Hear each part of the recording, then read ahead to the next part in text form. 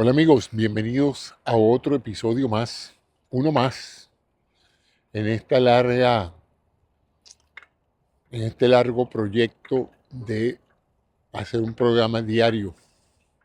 Es un compromiso que tengo conmigo y con ustedes que me siguen en esta plataforma de YouTube y en otras por donde también salgo. Bueno, hoy es martes 24 de marzo del 2026 y estoy haciendo este programa, como ustedes saben, desde aquí, desde la Florida, Boca Ratón, Florida. En los últimos 3 programas he estado hablando sobre el sector salud, sobre la salud y la medicina, y hablé en un momento sobre las fases de la atención médica, el proceso del diagnóstico, cómo se hace, quién lo hace, el proceso del tratamiento, cómo se prueban que los tratamientos funcionan, cómo se maneja la parte del factor humano, tratando en lo posible de que las personas que interactúan con los pacientes sean calificadas. Y los temores que yo tengo, y que no solo son míos, sino que mucha gente también los tiene, de la creciente falta de, ¿cómo diríamos?, de respeto por la ciencia, por la medicina científica y la creciente desinformación que hay en el sector salud, que ha hecho que muchas personas pues se vean manipuladas por las pseudociencias, por la pseudomedicina, por las medicinas alternativas. A mí no me gusta mucho ese término medicina alternativa. La medicina es una sola. Cuando se dice alternativa pareciera que fuera otro tipo de medicina. Pero cuando uno revisa cuáles son esas técnicas, uno se da cuenta de que son alternativas, eso sí es verdad, alternativas a la atención del paciente, pero no son verdaderas medicinas porque no curan, no han probado que curen, no han probado que retornen al paciente y lo hagan sentir más sano. Lo que hace es que lo engañan haciéndole creer pues que se le está haciendo algo para mejorarlo, lo manipulan emocionalmente y de esa manera pues se obtiene el efecto placebo, pero en la práctica no hay evidencia contundente de que esas prácticas funcionen. Una de ellas que se ha popularizado mucho es la famosa y antigua, muy antigua, la meditación, ¿verdad? Que siempre en casi todas las culturas el acto de meditar evidentemente tranquiliza el espíritu, relaja a las personas, de tal manera pues que eso se ha ahora puesto muy de moda y hay gurús y hay técnicas que hablan de eso y eso no es nada nuevo, eso ha sido antiquísimo y funciona, realmente uno se funciona, también funciona dormirse, ¿no? Y descansar, todas esas cosas funcionan y mejoran la calidad de vida y mejoran las secreciones de las glándulas y mejoran la presión arterial, o sea que yo no disputo los beneficios, ¿verdad?, de meditar, que es como se debe llamar eso, ¿no? Sentarse a meditar. Ahora pues le ponen todo tipo de nombres. Pero bueno, ya, al margen de eso y de los masajes que también históricamente todos los procesos en los cuales se estimulan las masas musculares y ciertos puntos en el cuerpo, pues generan placer. ¿Por qué no? Son placenteros. Yo no creo que nadie que no haya recibido un masaje no se haya sentido mejor, más relajado. O sea que eso sí, eso son manipulaciones que existen y que son útiles, muy útiles, ¿no? El masaje, la meditación, todas esas son técnicas que funcionan. Pero yo no me estoy refiriendo a eso y ustedes saben, a las técnicas no las voy a mencionar porque todos las conocen. Y entonces decir medicina alternativa es decir que hay dos medicinas, una que funciona y otra que es alternativa pero también funciona. Y ahí es donde yo me opongo. Yo creo que esa medicina alternativa en general no funciona. Pero hoy voy a hablar sobre el aspecto más importante que tiene que ver con la salud actualmente, y es el costo de la salud. El costo de la salud para todas las sociedades está representando uno de los problemas más graves que hay. Y yo creo que en los países donde hay un sistema único de salud, los pacientes no lo sienten directamente, pero lo sienten a través de sus impuestos, pues. Porque aunque no pagan la salud directamente, sí tienen que pagar impuestos, y eso evidentemente tarde o temprano se traduce en un sistema donde la mayoría de las personas siente que está perdiendo calidad en la atención. Se ha vuelto muy común decir que la atención pública en muchos países es ineficiente. Las colas para que le operen a las personas, para que las vean, para que les apliquen tratamiento, son muy prolongadas. Y hoy voy a hablar sobre eso. Y en el caso en que la medicina no está socializada, no es una medicina pública de calidad, sino es una medicina privada, entonces la queja es la otra, ¿no? Todo es tan costoso. Y entonces voy a tratar de darles a ustedes mi impresión de cómo ha evolucionado el costo de la medicina a través de la historia, porque hay varios factores aquí que es importante tener en consideración. Que en la actualidad uno de los más grandes problemas que confronta la atención médica a nivel mundial es el alto costo de la atención médica. En casi todos los países, aún en aquellos que hay una medicina socializada cubierta por fondos del Estado que utilizan los impuestos de la ciudadanía para crear un servicio de atención médica integral que cubra a toda la población, aún así manejando el Estado diferentes esquemas de financiamiento, la medicina se ha hecho muy costosa. Y la pregunta de todo el mundo es, ¿por qué la medicina tiene que ser tan costosa? El acto médico, si se pone a ver en una forma reducida, es una entrevista entre una persona y otra, que sería la consulta, donde el médico mismo hace el interrogatorio, donde muchos procedimientos los puede hacer el médico en su consultorio. Ciertamente la medicina preventiva es enteramente educativa en general, excepto por las vacunas, los cambios de hábitos, etc. Entonces son recomendaciones que da el médico, ¿no? Y eso es un acto extraordinariamente económico si nos ponemos a ver, ¿no? Entonces empezamos a entender que desde ese punto de vista la medicina no debería costar mucho dinero hacer que un paciente sea visto por un médico. Entonces uno podría especular, bueno, que debe ser que los médicos cobran mucho. Y bueno, lo de mucho o poco depende mucho del sistema. Hay sistemas públicos donde los médicos ganan un sueldo y tampoco es un gran sueldo. En la mayoría de los casos es un sueldo que escasamente les permite vivir modestamente, tomando en consideración los años de estudio y los sacrificios que hacen para poder ejercer la medicina. De tal manera, pues, de que no le podemos echar la culpa a los médicos que sean sus honorarios los que son el factor decisivo para encarecer el acto médico de la consulta. Y entonces ahí empezamos a escalar una serie de cambios que han definido la transición de la medicina antigua a la medicina moderna. Cuando antes tú llamabas a un médico para que te atendiera, llegaba con sus instrumentos en el maletín, recomendaba unos medicamentos, alguien iba a la farmacia a buscar los medicamentos, y si el caso era quirúrgico, el mismo médico pues operaba al paciente ahí mismo, ¿no? Luego aparecen los hospitales, que son una transformación de los hospicios, ¿no? Donde antes la gente iba a morir al hospital, ahora los hospitales son transformados en verdaderos centros de sanación, donde la gente entra enferma y sale sana, y entonces entran los costos de mantener ya una institución.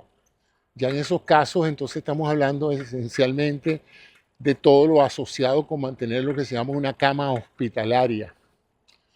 En otras palabras, un sitio ya donde atender a un paciente que necesita hospitalización. Entonces la medicina empieza realmente a volverse costosa. Técnicamente es cuando empieza la parte de tratamiento. Y dentro de esa concentración de recursos que hay en un hospital moderno, bueno, están una serie de tecnologías y de especialistas que son costosos. Costosos porque toma tiempo educarlos, entrenarlos, y lo más importante es que son costosos porque no hay muchos. A pesar de el crecimiento en las escuelas de medicina, de enfermería y de técnicos médicos de todo tipo, hay una realidad, pues, hay una población que cada vez se enferma más, que cada vez llega a más avanzada edad, y el crecimiento poblacional ha superado en muchos aspectos la capacidad de cada sociedad de producir profesionales de salud. Primero, como he dicho en los programas anteriores, no es fácil para nada formar un profesional, toma años. Un profesional de enfermería bien calificado puede tomar 4 años, y uno básico de médico general 6 años, 7 años, y un especialista 9, 10, 12 y 14 años también en algunas de sus especialidades, donde se necesitan muchos años de práctica para poder realizar ciertos procedimientos. O sea que con esto lo que les digo es que no es como otra actividad productiva donde uno puede aumentar de un día para otro el número de profesionales de la salud. Tradicionalmente siempre he escuchado la cifra de que en Estados Unidos ha habido un déficit de médicos eterno que puede rozar entre los 30 a 40 mil médicos en los Estados Unidos, que siempre han sido aportados por médicos internacionales que vienen a entrenarse y se quedan y forman parte del pool de médicos estadounidenses. Pero las necesidades de médicos en los Estados Unidos superan más que la capacidad de las escuelas de medicina de producirlos. Y como toda profesión de oferta y demanda, bueno, al gremio médico practicante no le es interesante que haya muchos más médicos, porque en la medida en que aumenta la oferta de médicos, disminuye los salarios de los médicos, ¿no? Si un hospital necesita 200 médicos para trabajar, a 500 médicos, a $500,000 cada médico, es una cifra importante. Pero si se ofrecen no solamente 200, 800 médicos a trabajar por $50,000, ya el hospital puede perfectamente operar a una tasa de más médicos y menos salario, ¿no? O sea que el gremio médico siempre se ha protegido, pues, de que los honorarios sean sumamente razonables para justificar la tremenda inversión de tiempo, esfuerzo y dinero, porque las escuelas en los Estados Unidos son pagas. O sea, aquí nadie se gradúa de médico gratuito como en otros países que tienen una educación gratuita para los médicos. Yo fui afortunado porque entrenarse como médico en Venezuela no tiene costo significativo para la persona o la familia. Uno no sale de la escuela de medicina con una deuda brutal, producto de su educación. En cambio aquí sí. Y entonces, bueno, la única justificación de adquirir esa deuda educativa es esencialmente la capacidad de poder trabajar con un margen de ingreso que permita pagar la educación que tuviste, pues que adquiriste. De tal manera, pues, que eso es uno de los factores, los salarios de los médicos. Hay una enorme variabilidad dado por la oferta y la demanda. Hay estados donde es sumamente regulado esto. Cada estado maneja su propia cuota. Los médicos no pueden ejercer libremente de un estado a otro, o sea que los médicos de un estado, vamos a poner Minnesota, ellos pueden regular la cantidad de médicos que vienen de otras partes de los Estados Unidos a ejercer en Minnesota, ¿no? Y aunque a nadie se lo prohíben, tampoco es que se lo facilitan, ¿no? De tal manera, pues, que así estamos, y eso también, pues, crea lo que vemos ahora aquí.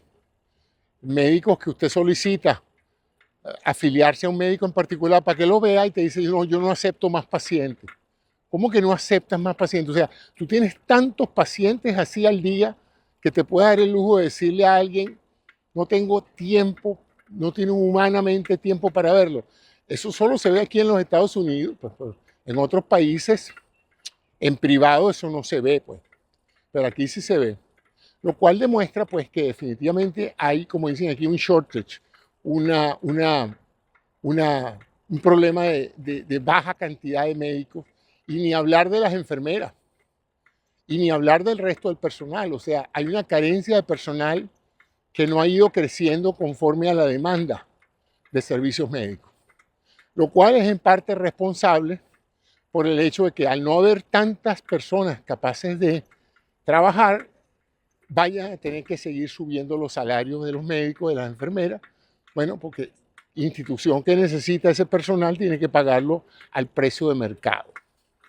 En países donde la salud no funciona como, como un libre mercado, como es aquí en los Estados Unidos, países donde hay una socialización completa o una socialización parcial, completa digo yo, el Estado administra y paga a todo el personal de salud, es decir, todo el que trabaja como médico, técnico, lo que sea, trabaja de una u otra manera para un instituto del Estado.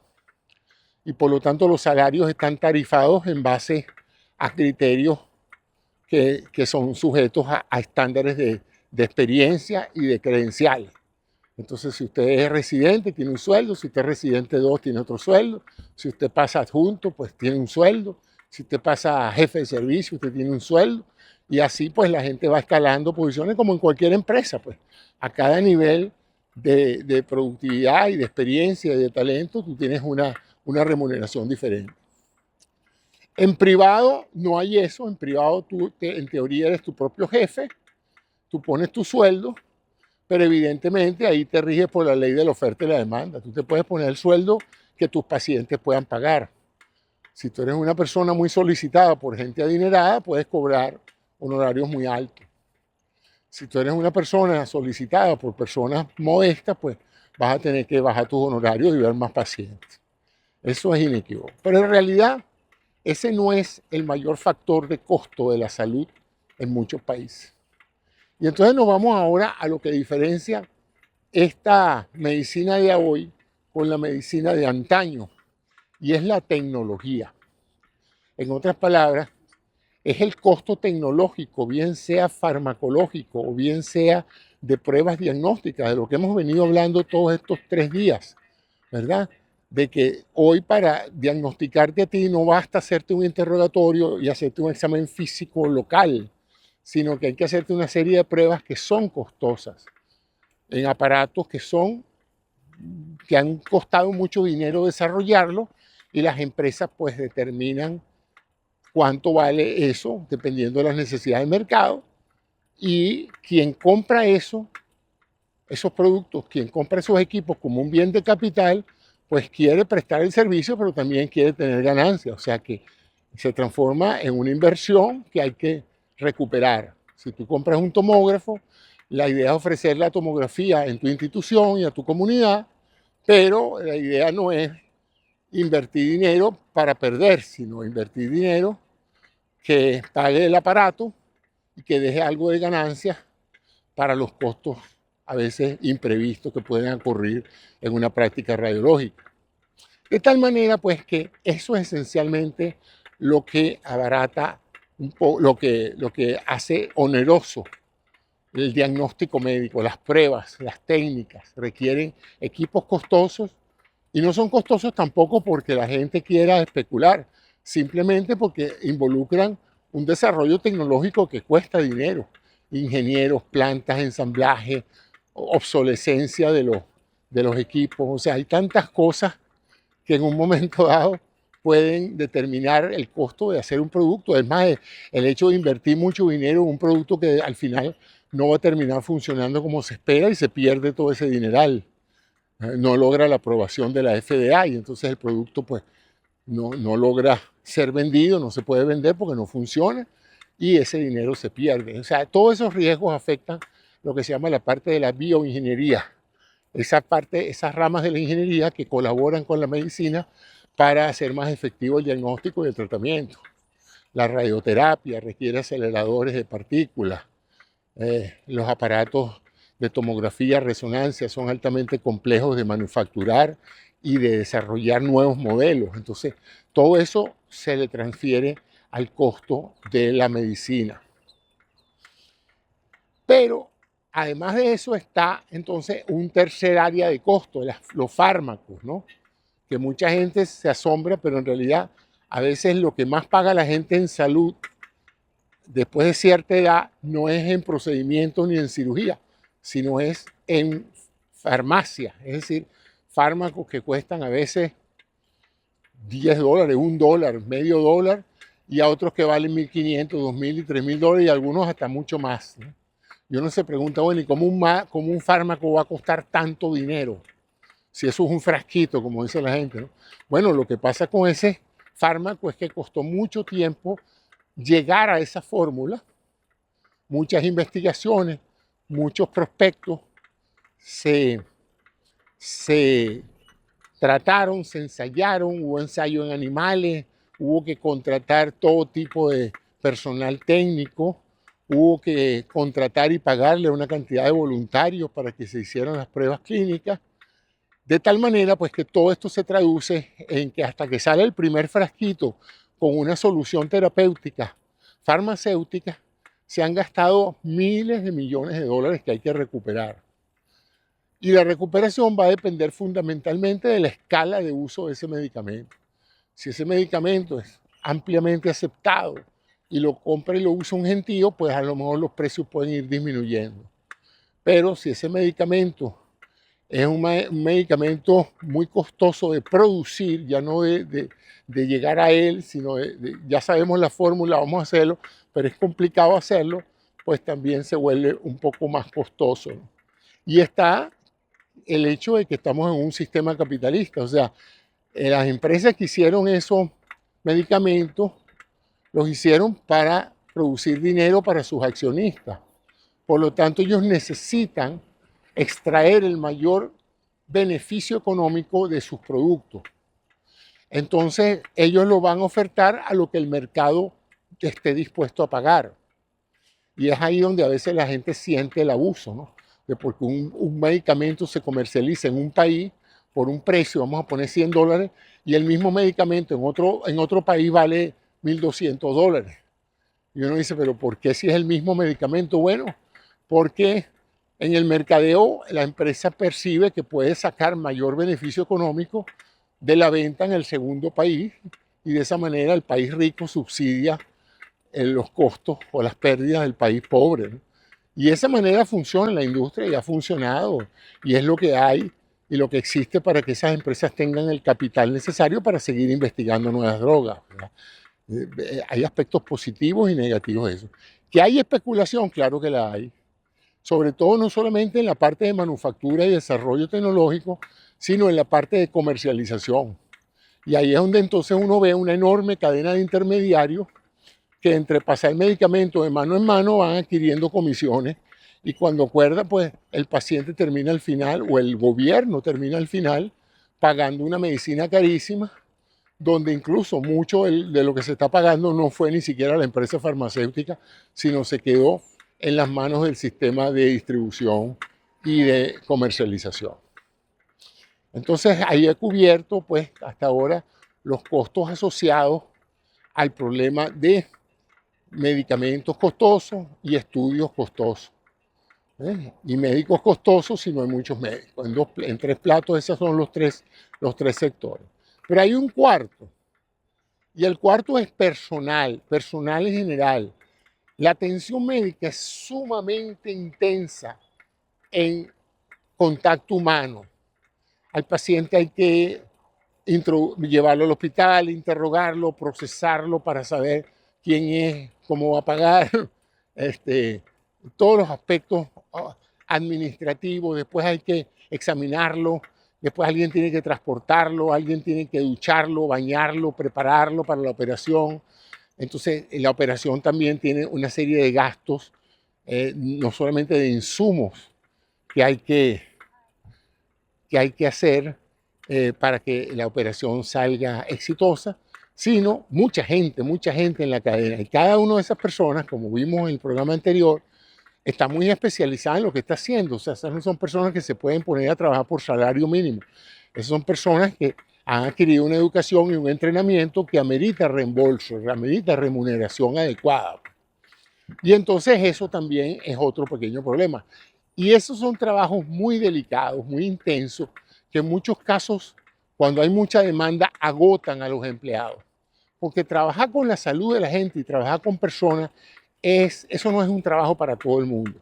Es un trabajo muchas veces estresante. Como me dijo una vez un camillero, una persona que transporta pacientes de un piso al otro en una camilla, me dijo, usted no sabe lo estresante que es esto. Digo yo, ¿por qué? Me dice, bueno, porque yo siempre que llevo un paciente ando con el estrés de que se me caiga de la camilla. Yo nunca me había puesto a pensar en eso, ¿no?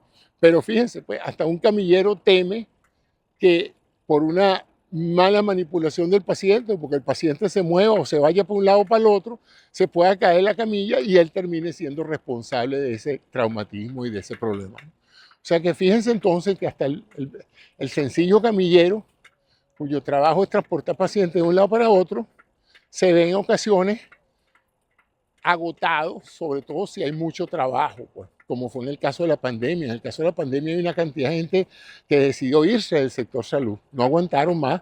Después de esto dice, después que pase esto, yo no vuelvo a trabajar en un hospital más nunca. Esto es demasiado angustioso, yo he visto muchas cosas horribles y yo no puedo seguir en esto porque necesito tranquilidad y paz en mi vida, no puedo seguir viendo gente morir así, no puedo seguir con el estrés de que cada inyección que yo pongo, cada pastilla que yo doy, puede o no costarle la vida a la gente. Le dejo eso a otro. Entonces eso ha hecho que una de las preocupaciones de los planificadores de salud es cómo abordar los tres temas. El tema de la consulta cuando no hay muchos médicos que hagan consulta. El tema de los fármacos cuando cuesta muchísimo desarrollar un fármaco porque hay que probar muchas muestras hasta que se consigue la que verdaderamente funciona.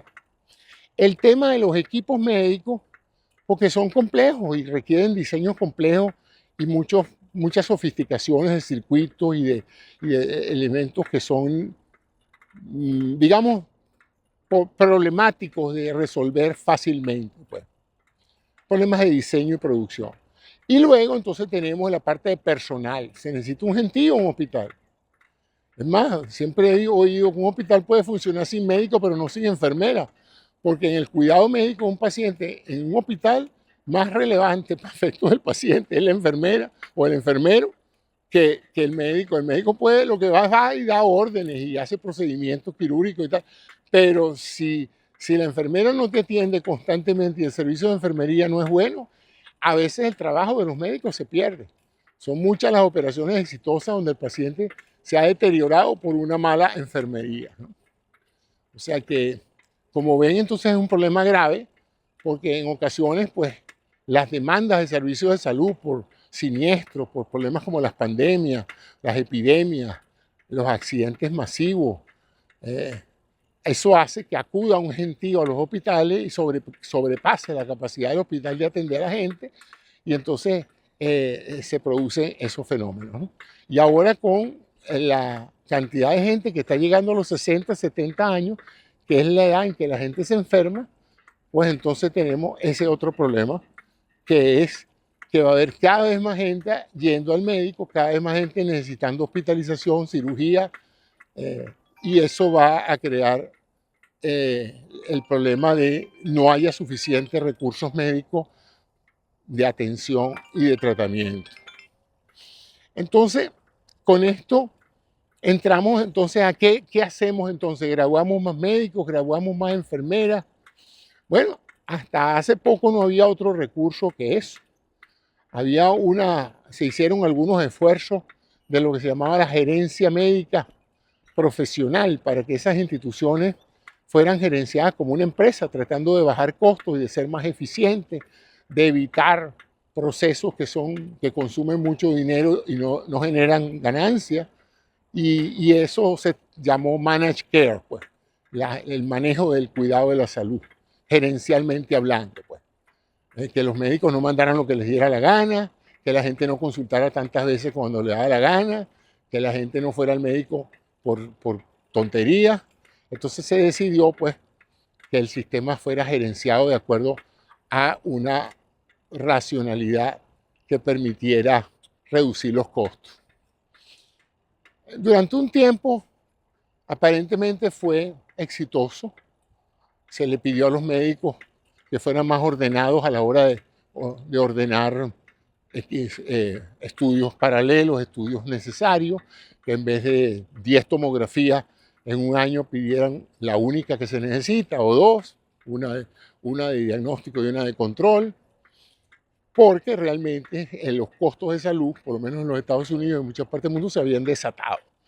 Si usted deja a un médico decirle, tú pide lo que necesites, ordena los estudios que necesita el paciente y lo deja suelto, bueno, usted puede tener un paciente, dos pacientes con la misma enfermedad, uno diagnosticado y tratado por $10,000 y otro diagnosticado y tratado el mismo paciente, la misma patología, por $100,000. Y uno dice, bueno, pero ¿y cómo es que a uno le resolvieron el problema con $10,000 y a otro con $100,000? Bueno, vamos a ver la factura, pues. En el de $100,000 el médico cobró el triple de lo que cobró el de 10,000. En uno le hicieron mucho más estudios, mucho más pruebas de laboratorio, le hicieron pruebas muy exquisitas, porque el doctor quería verificar que todo estaba bien, etcétera, etcétera. Le dieron los medicamentos más caros, no le dieron medicamentos genéricos. Entonces ustedes ven que la misma patología terminó costando 10 veces más. Entonces la pregunta que se hacían los planificadores de salud es, bueno, vamos a poner orden en esto, ¿no? Si vamos a administrar la salud con criterios de escasez, vamos a tratar entonces de que los médicos sigan pautas ya conocidas, para reducir los costos. Y esto se hizo, ha funcionado en algunos casos. A los médicos no les gusta porque en cierta forma limitan a veces las capacidades que ellos tengan de experimentar con nuevas técnicas de diagnóstico o de ordenar procedimientos para evitar ser demandados, etc. Y los pacientes a veces también se molestan porque dicen, cónchale doctor, pero mi tío me dijo a mí que me hiciera un PET. Señor, usted no necesita un PET, o sea, eso es un procedimiento costoso y no es necesario, no nos va a ayudar mucho en esto. No, pero es que yo me quiero hacer un PET, ¿no? Y entonces va y se queja, es que este servicio de salud no me quiere hacer el PET, no me quieren pagar el PET. Y entonces tenemos ese tipo de cosas donde la gente desinformada a veces actúa como un factor de exigencia, porque vieron una droga en la televisión, que ellos no saben muy bien ni cómo funciona, pero ellos piensan que deben tomar esa droga y van al médico y lo presionan al médico. De hecho, tan es así que lo presionan que por eso es que las empresas farmacéuticas se gastan millones en comerciales de televisión anunciando un fármaco, no para que lo vean los médicos, para que lo vean los pacientes. Y los pacientes exijan el medicamento y creen una presión de demanda que haga que los médicos entonces digan, bueno, vamos a complacer a este paciente y vamos a mandarle la medicina que él quiere, ¿no? Hay eso más otra cosa que son los estímulos de la industria farmacéutica a los médicos para que prescriban la medicina de marca, la medicina más cara, etc. Eso es innegable, eso no se puede objetar. Es una economía de mercado. En el sector salud, hace mucho tiempo se dieron cuenta que es un excelente negocio, que la mayoría de los consumidores no tienen otra alternativa, básicamente porque una vez que se enferman, pues algo tienen que hacer. No pueden posponer las decisiones para mañana. Entonces, quien agarre primero a ese paciente, hace plata, ¿no? Entonces, esa es la realidad, por lo menos en estas economías de mercado. En otras economías, pues no se manifiesta así, pero el costo de la salud sigue creciendo. ¿Cuáles son las alternativas entonces, lejos de aumentar la oferta de profesionales, reducirle los salarios y forzar a las empresas a producir aparatos de menor calidad para bajar el costo de la medicina? Bueno, tenemos muchas cosas. Por ejemplo, la incorporación del mercado chino de bioingeniería tuvo un impacto enorme, porque empezaron a hacer aparatos al principio no muy buenos comparados con lo que se hacían en Estados Unidos, en Alemania y en otros países, pero eventualmente los surcoreanos y los chinos empezaron a llenar el mundo de aparatos biomédicos de buena calidad y muy económicos que en cierta forma reemplazaron esos aparatos muy buenos, pero muy costosos, que se producían en Occidente, ¿no? O sea que fíjense cómo la competencia global por el mercado de aparatos médicos se ha beneficiado del bajo costo, como nos hemos beneficiado todos del bajo costo de muchos productos chinos que ahora son de muy buena calidad. Cuando yo empecé en este campo de la diagnóstico por imágenes, que necesitábamos tomógrafos y resonadores, no había otra alternativa que trabajar con los holandeses, con los alemanes, con los japoneses o con los Estados Unidos, ¿no? Eso era la oferta de productos. En una de esas 4 casas caes tú. Ahora no, ahora hay una cantidad de tomógrafos, resonadores chinos que funcionan y son muy buenos y son mucho más económicos que los que se hacen en Estados Unidos y en Europa. O sea que se ve mucho la competencia industrial en el sector de bioingeniería.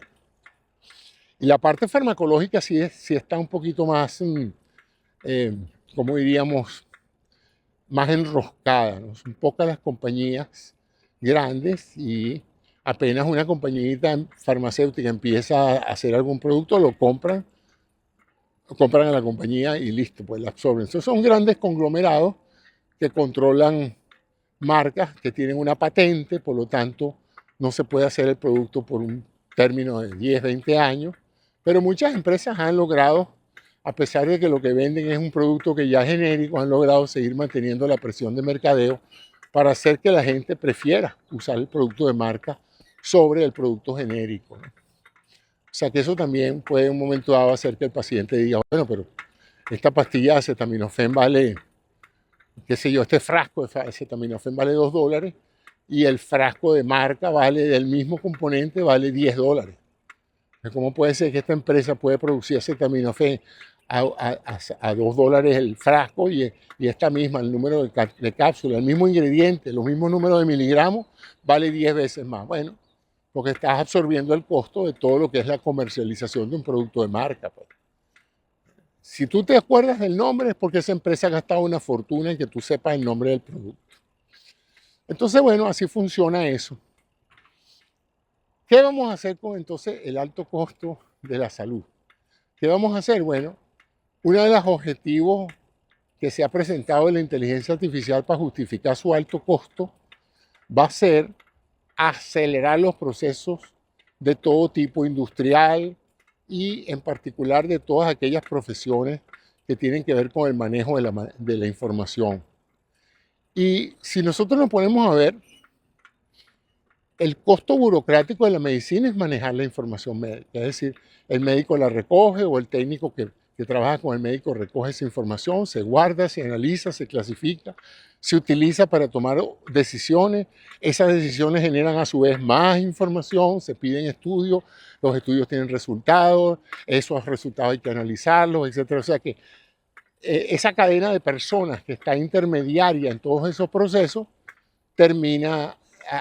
podría terminar siendo reemplazada por sistemas informáticos, y ahora que esos sistemas informáticos toman decisiones propias, sustituir al factor humano. Ya la informática en medicina se está usando desde hace mucho tiempo, pero ahora con esta llegada de la inteligencia artificial se ha potenciado su factibilidad de uso en el sector salud, porque ya no solamente asiste a los médicos, a las enfermeras o a los administradores en la interpretación de la data de los servicios de salud, sino que ahora puede entonces incluso sustituir personas que tenían como trabajo analizar esos datos y tomar decisiones. Pero hasta ahora, hasta hace 6 meses, diría yo, un año, en realidad el impacto sobre los servicios, los costos de servicios de atención médica de la inteligencia artificial solo se limitaban a la parte administrativa y médica de la información médica. Pero todavía se necesitaba quien pusiera una inyección, quien volteara al paciente, quien lavara al paciente, quien lo aseara, quien se ocupara de administrar los medicamentos, quien respondiera a una llamada a medianoche para ver qué tiene el paciente, etc. En otras palabras, se necesitaba gente en el hospital. Gente que supiera lo que está haciendo, gente que pudiera levantar cosas, mover cosas de un lado al otro, etc. En otras palabras, ya ustedes saben por dónde voy. Se necesitan personas robots.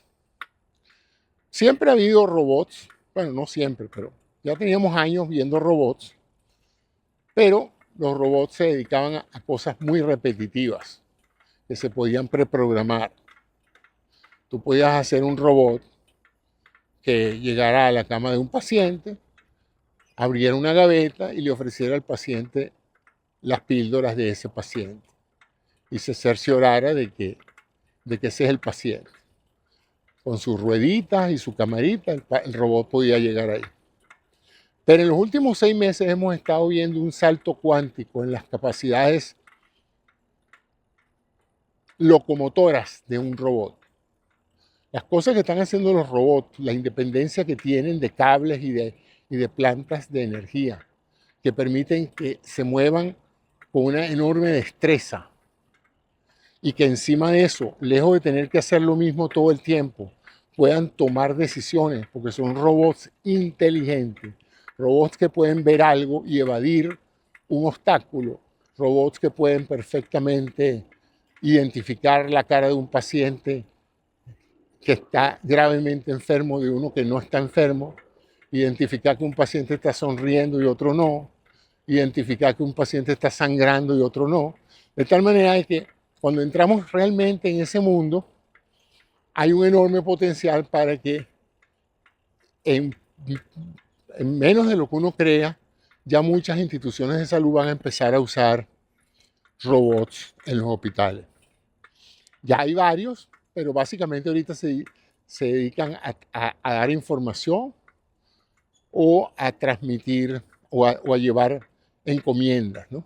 Llevar materiales de desecho, materiales de descarte que necesitan, y entonces ellos van de un lado al otro con instrucciones y los entregan. Eso reduce el hecho de tener que emplear a alguien para que haga exactamente lo mismo.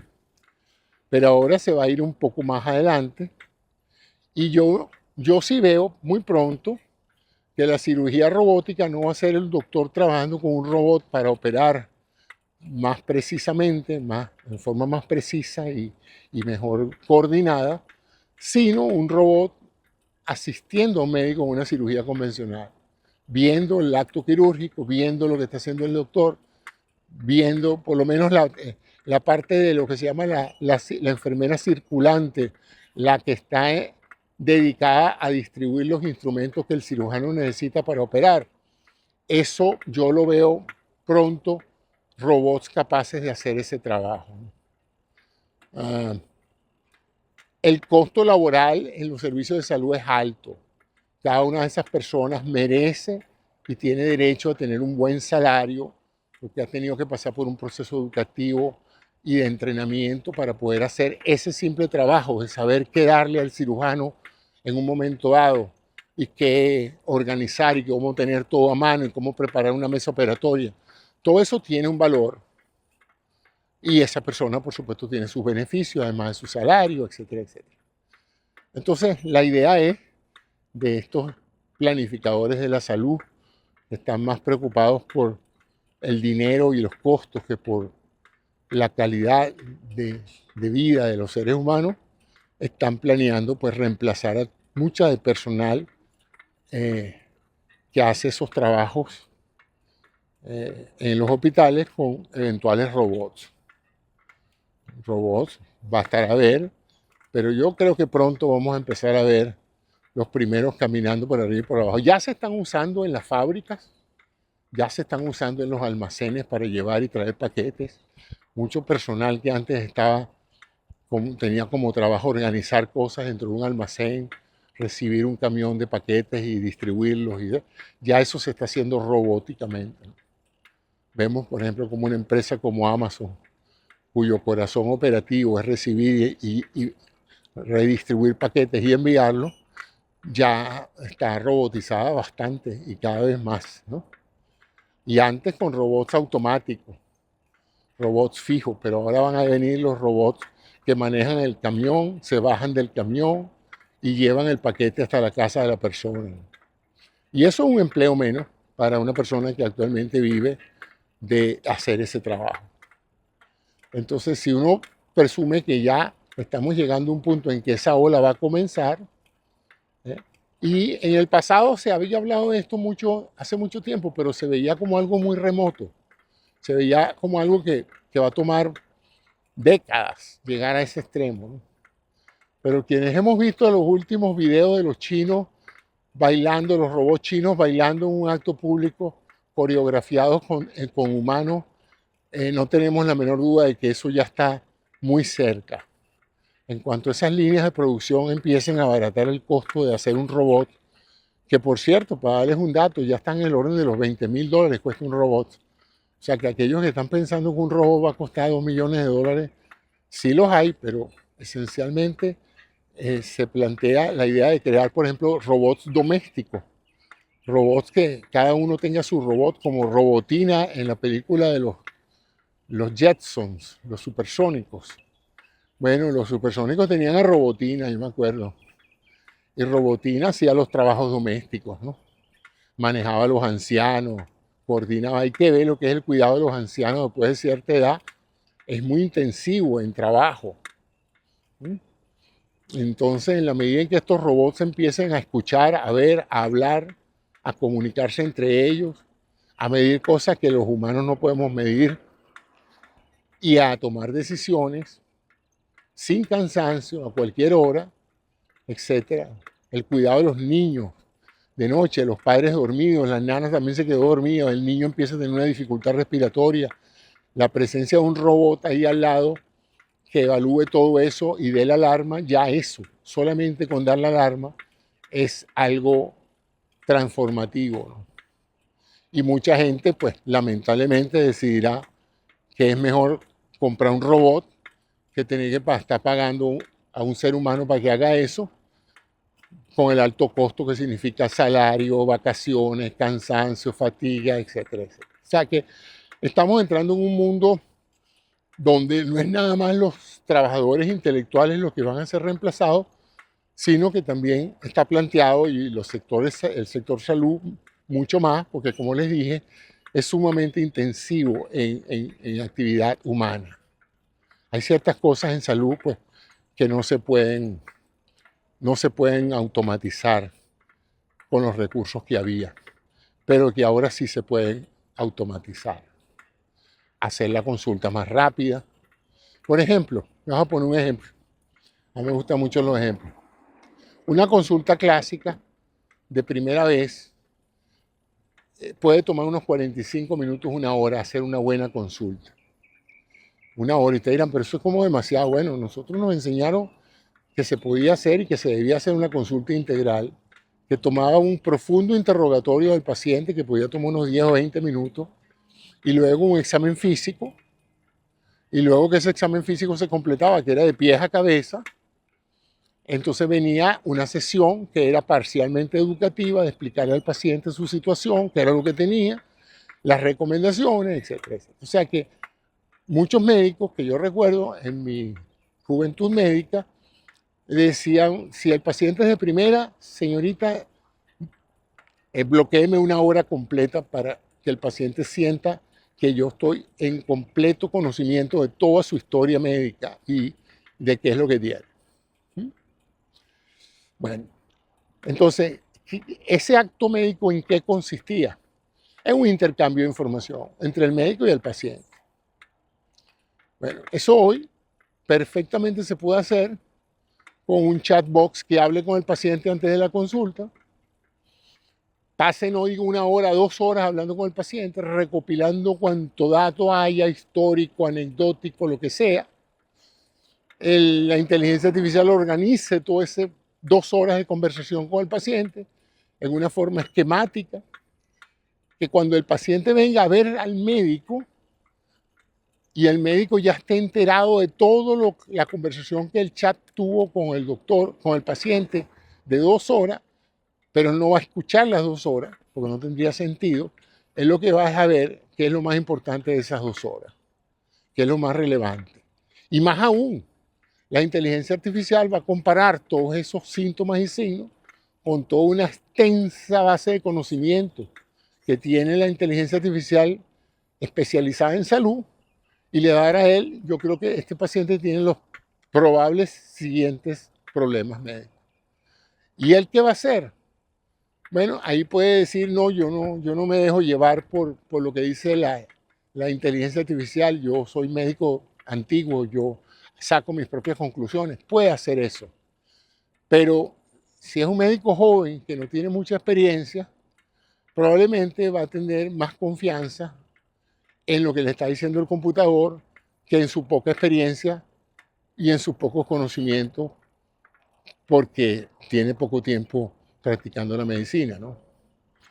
Y con el diagnóstico, los posibles diagnósticos, vienen las recomendaciones, tanto terapéuticas como de estudios que verifiquen las hipótesis diagnósticas. O sea que la computadora le va a hacer trabajo al médico de recopilar la información y le va a presentar el caso donde el médico literalmente lo que va a tener una corta oportunidad de ver al paciente y de decirle lo que ya la computadora le dijo a él, lo que ya la inteligencia artificial le dijo a él.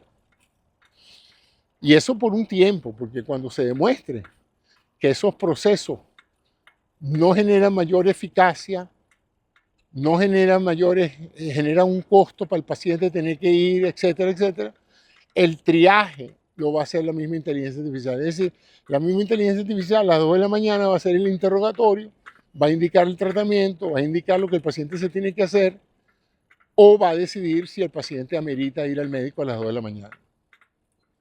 Y el sistema va a ser tan confiable que demuestre estadísticamente que un grupo de pacientes guiados por ese sistema de triaje, donde la misma inteligencia artificial decide quién se puede quedar en su casa tomándose un acetaminofén y quién debe ir al hospital de inmediato, eso se va a demostrar que termina siendo más eficiente.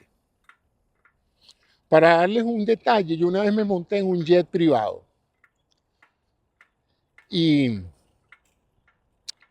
como era un jet privado, los pilotos me permitieron sentarme en la cabina, en un asientico ahí en el medio, que lo llaman el asiento del observador. Cuando estamos en la cabecera de la pista, yo siempre he sido un fascinado de la aviación, así es que yo estaba interesadísimo por ver cómo se despega un avión desde la cabina. Y entonces me siento a ver, veo que los pilotos tocan una serie de botones, cambian la altitud, cambian la dirección, el vector de salida, y de repente reciben el mensaje de la torre de control autorizado para despegar. Y yo dije, wow, voy a ver cómo se despega un Gulfstream 5. Me quedo viendo y los dos pilotos se sientan y empieza todo a moverse solo. El acelerador se mueve, el timón se mueve hacia atrás, los alerones, la cosa, los flaps, yo empiezo a ver que empezamos a ascender y yo estoy asustado porque yo no he visto a los pilotos literalmente manejando el avión. Pareciera que el avión se estaba manejando solo. Ellos estaban ahí, tenían la mano en los controles, pero no era así que estuvieran muy preocupados por eso. Total que cuando llegamos a la altitud de crucero, les digo yo, porque yo no quise interrumpirlo en el proceso de despegue, cuando llegamos a la altitud de crucero, que ellos se relajan un poco, nos ponemos a conversar, y le digo, oye, vale, pero me han defraudado, porque yo pensaba que yo iba a ver un excelente despegue hecho por los pilotos. Y ustedes no hicieron nada, el avión despegó solo. Y ahora ustedes qué tienen que hacer, bueno, nada, o sea, a menos que haya una emergencia, nosotros vamos por la ruta que ya la computadora detectó, ya tiene todo, el GPS, todo eso va. Y le digo yo, ¿y ustedes por qué no lo hacen manual? Es que no les provoca volar el avión.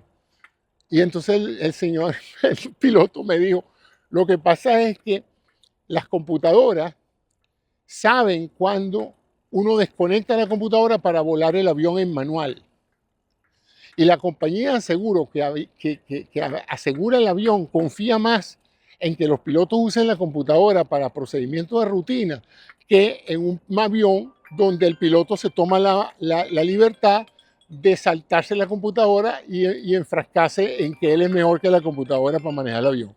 En otras palabras, el riesgo que evalúa la compañía de seguro que asegura el avión es menor si la computadora se le deja despegar de acuerdo al procedimiento de rutina que si el piloto se pone a estar inventando por su cuenta.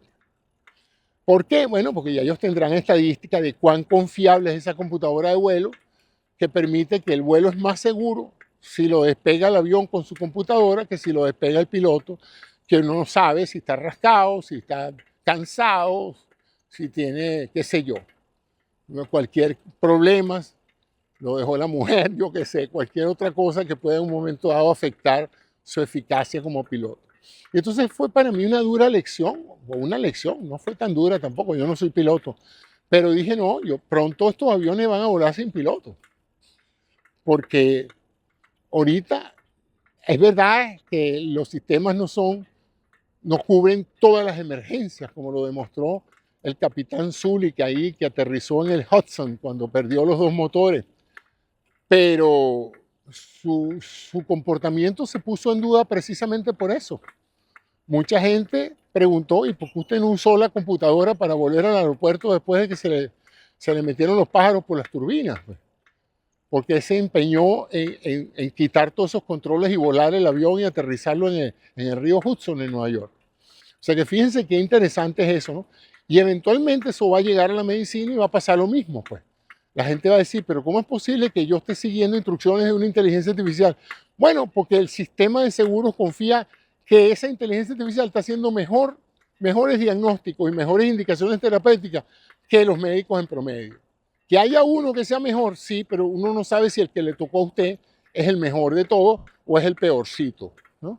Y como les dije en el programa de ayer, pues el factor humano en medicina es el triunfo. O sea, una cirugía, una técnica quirúrgica es muy buena en unas manos y no tan buena en otras manos. Y es la misma técnica, es el mismo pabellón, es la misma vacación.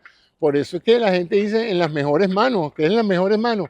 Cuando uno dice tal operación es muy buena para estos casos, bueno, en manos de quién es buena. Y no es nada más en cirugía. La tomografía es muy buena. Bueno, dime dónde, pues. No, en tal instituto, no, ahí esa gente se equivoca mucho leyendo las tomografías. No, y el otro, no, hay gente seria y ellos mismos han demostrado que dan diagnósticos de confianza, ¿no? Porque cada acto médico genera esa ansiedad que tenemos todos. Desde que el estudiante de medicina ve su primer paciente en la escuela y lo mandan a palpar un hígado, a palpar un pulso carotídeo, y uno toca un paciente, uno se siente un poquito ansioso. Primero porque uno está tocando un extraño y un extraño se está dejando tocar por uno, ¿no? O sea que ahí hay algo como de pudor en esa conexión entre uno y su paciente, ¿no? Y segundo, que uno quiere proyectar la imagen de que uno sabe lo que está haciendo, cuando en realidad uno no sabe lo que está haciendo porque uno está aprendiendo. Entonces uno monta una cara que se la copia de sus profesores para proyectar una imagen de seguridad, para que el paciente no diga, este mozalbete no tiene la menor idea de lo que está haciendo, ¿no? Y era tan cómico esas experiencias, que como era un hospital universitario y los pacientes se dejaban ver por múltiples estudiantes, ya los pacientes sabían más que uno. Y entonces a veces un estudiante se ponía a palpar el hígado en una hepatomegalia y entonces ponía la mano donde no era y el mismo paciente le decía, bachiller, ahí no está el hígado, un poquito más arriba. Los pacientes eran geniales, ¿no? Es más, a veces haciendo la historia le decían, mire, bachiller, usted no me preguntó por lo del mal de Chagas. Ya les habían hecho tantas historias que los pacientes se la conocían completica. Entonces, cuando algún estudiante se le olvidaba preguntar algo, ellos se lo recordaban, ¿no? Bueno, esas son todas anécdotas de mi vida estudiantil que no olvidaré jamás. Y luego el estrés cuando uno ya es médico graduado y ve su primer paciente o tiene que hacer su primera intervención. Uno no quiere hacer daño porque esa es la máxima del ejercicio médico, es primero no hacer daño, primum non nocere, se dice en latín. Y eso uno lo vive por dentro. Cualquier cosa que vayas a hacer, José, acuérdate, primero no hagas daño, ¿no? Entonces, y uno a veces tiene que hacer algo de daño.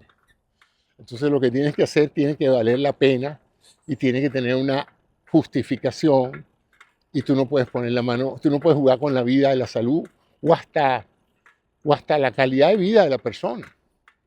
A veces el daño se le hace con lo que le estás diciendo, la manera en que se lo estás diciendo. Hay un daño a veces que tú no lo haces con las jeringas ni con los bisturí, lo haces con la palabra. ¿eh? La manera en que comunicas lo que encuentras a veces hace tanto daño como el tumor mismo, ¿no? Entonces, bueno, eso es lo que quería reflexionar hoy sobre ese aspecto de cómo la inteligencia artificial se espera, dicen, es posible. Todavía no hay evidencia de que eso haya pasado,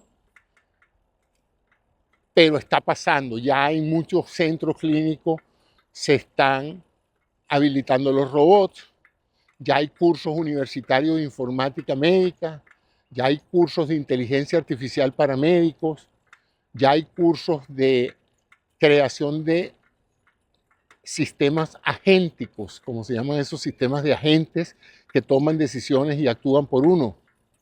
O sea que esa llamada a medianoche, a las 2 de la mañana, doctor, el paciente está peor, súbale la dosis allí de no sé, de lidocaína, de lo que sea, ¿entiendes? Ya eso es muy posible que esa consulta que la hace la enfermera de terapia se la haga a una inteligencia artificial porque uno no sabe si el doctor está durmiendo, está cansado, no entiende bien lo que se le dijo, está pasando la rasca de la fiesta de anoche y no está en su sano juicio cuando ordena esas indicaciones. En cambio, la inteligencia artificial se espera pues, que sea más consistente y más confiable. Al fin y al cabo, esa es la parte que tarde o temprano se va a ir ganando la confiabilidad. Que puede alucinar, claro, también puede alucinar el doctor. Hay doctores que a medianoche dan unas órdenes médicas y al día siguiente, doctor, su paciente falleció. En cuanto le administramos lo que usted mandó, se murió, se complicó y se murió. Y el doctor dice, yo no he mandado eso. Sí, doctor, usted a las 2 de la mañana estaba un poco dormido, pero usted dijo que sí, que le aumentáramos la dosis al doble.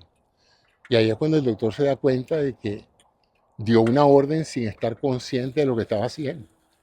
A lo mejor no se murió el paciente por eso. A lo mejor no tiene nada que ver el hecho de que el paciente el día siguiente estuviera muerto, ¿no? Pero es un recordatorio de que a veces la fatiga y el cansancio hacen que ocurran muchos errores médicos, como lo dije ayer, y eso en ese sentido es una de las cosas que se pretende controlar con el uso de estos sistemas, ¿no? Aunque también los sistemas se pueden equivocar. O sea que no hay forma de salir de eso. Pero las cuentas que sacan los administradores y los planificadores de salud dicen que la incorporación de robots en el curso de todo el sistema de salud de cualquier país, público o privado, es inevitable. Y la introducción de la inteligencia artificial en el proceso de manejar la información médica y tomar decisiones también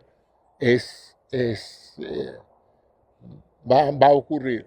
Va a ocurrir por razones económicas primariamente y después por razones de confiabilidad, como es el caso que le dije de los aviones, que hay aviones que no los recomiendan que los vuele el piloto como le da la gana, sino que se siga por el protocolo que está en la computadora. Entonces usted no puede estar, es más, ahorita mismo, usted se monta en un avión y usted está piloteando un avión, pero usted no pide permiso a la torre de control o al control de tráfico aéreo para cambiar la altitud y a usted lo sancionan. Usted no puede volar por donde le dé la gana, la altitud que le dé la gana. Usted tiene que seguir las reglas, las autopistas que hay en el aire. De tal manera, pues que es la única manera que haya tantos aviones en el aire al mismo tiempo y no se estrellen unos con otros. Bueno, ¿qué les puedo decir? Acabamos de vivir una tragedia ahorita en el aeropuerto de La Guardia, donde venía aterrizando un avión y un controlador le dijo a un camión de bomberos que atravesara la pista y el avión se llevó al camión de bomberos y se mataron los dos pilotos y probablemente un poco de gente que terminó yendo al hospital. En lo que parecía un aterrizaje bueno, un día normal, en un vuelo de Canadá a Nueva York, y fíjense, terminó en tragedia. ¿Por qué? Bueno, porque alguien cometió un error que le puede pasar a cualquiera. El camión de bomberos dijo, ¿puedo pasar la pista? Sí, pasa, arranca. Inmediatamente, no, para, que viene un avión. No dio tiempo, el avión venía a toda velocidad y se llevó el camión por delante. Entonces ya están diciendo, va a haber de una u otra manera que sacar algo del componente humano de los sistemas de control de tráfico aéreo para ver si un sistema que no se canse, que no se fatigue, que no se confunde, puede ser más preciso a la hora de ver que un camión de bomberos que quiere cruzar una pista por donde va a aterrizar un avión, diga no, no, no, yo a este no lo autorizo y a este sí o al contrario. En este caso, el muchacho aparentemente agotado, confundido o lo que sea, un factor humano, eso le ha podido pasar a cualquiera, le dijo arranca y el avión se lo llevó por delante. Qué cosa, ¿no? Pobres pilotos, unos muchachos jóvenes. Entonces, mis condolencias a la familia, pero es esas cosas que pasan. Muchas gracias a todos y hasta mañana entonces. Buenas tardes.